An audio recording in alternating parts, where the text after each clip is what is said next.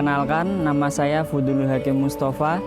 Tugas akhir saya berjudul Perancangan Sistem Catu Daya Arus Searah Berbasis Tenaga Surya pada Smart Greenhouse.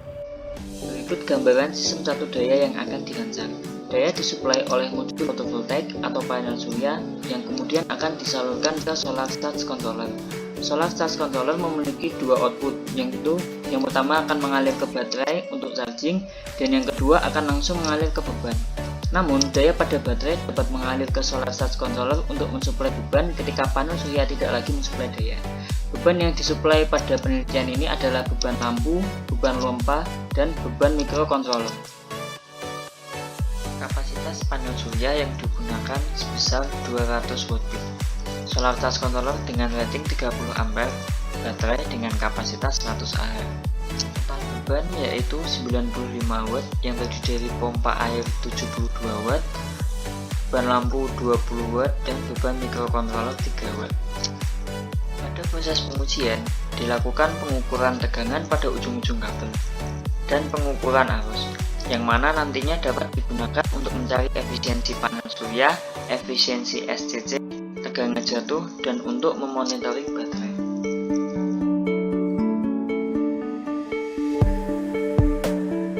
Perkenalkan, nama saya Muhammad Isa Al-Mahdi.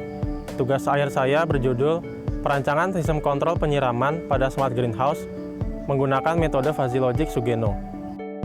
Perancangan sistem kontrol ini bertujuan untuk menjaga kestabilan suhu udara dengan memperhatikan parameter lainnya, seperti kelembapan udara dan kelembapan tanah di dalam greenhouse. Diagram blok hardware dari sistem kontrol ini adalah sebagai berikut. Pada diagram blok kontrol berikut ini dapat diketahui bahwa input dari sistem kontrol ini adalah error dan delta error suhu udara yang terbaca oleh sensor DHT22. Error dan delta error tersebut kemudian diolah menggunakan kontrol fuzzy, lalu hasil outputnya digunakan untuk menentukan durasi nyala aktuator yang digunakan, yaitu motor pompa air.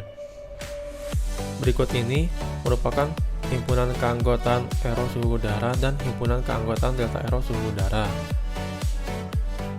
Masing-masing himpunan keanggotaan ini memiliki 5 buah fungsi keanggotaan yang terdiri dari 2 buah trapesium pada bagian kiri dan kanan dan 3 buah segitiga pada bagian tengah. Tabel basis aturan atau rule-based fuzzy logic control yang digunakan ialah sebagai berikut. Kontrol fuzzy ini memiliki 1 buah output dengan 5 keluaran singleton yang berbeda. Singleton output ini terbagi menjadi 2 jenis, yaitu singleton output pada saat kondisi kelembapan tanah ideal atau 61-80% dan pada saat kondisi kelembapan tanah basah atau di atas 80%. Saat ini suhu yang terbaca ialah sebesar 30,84 derajat Celcius. Oleh karena itu, motor pompa akan menyala dengan durasi selama 2688,59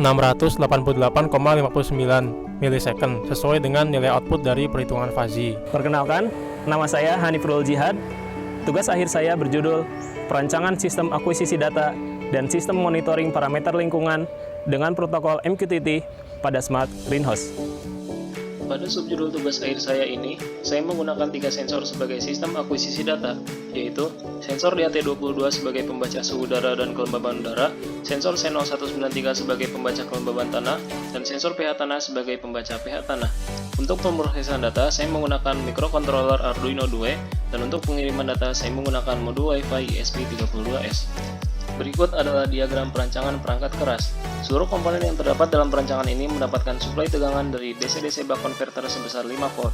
Ketiga sensor akan membaca nilai parameter yang terdapat pada lingkungan greenhouse, kemudian data pembacaan sensor akan diproses oleh microcontroller Arduino Due, lalu hasil pembacaan sensor akan ditampilkan pada OLED 128x64 dan tersimpan pada SD card yang terdapat dalam data logging board. Selain itu, hasil pembacaan sensor juga akan dikirimkan ke server website ThingSpeak menggunakan modul Wi-Fi ESP32S yang dapat diakses secara publik. Berikut adalah diagram alir sistem monitoring parameter lingkungan, mulai dari inisialisasi ketiga sensor, lalu sensor membaca nilai parameter lingkungan, setelah itu data hasil pembacaan sensor dikirimkan ke server website ThingSpeak melalui modul Wi-Fi ESP32S. Jika data tidak diterima, maka ESP32S akan mencoba mengirim data kembali setiap 5 detik.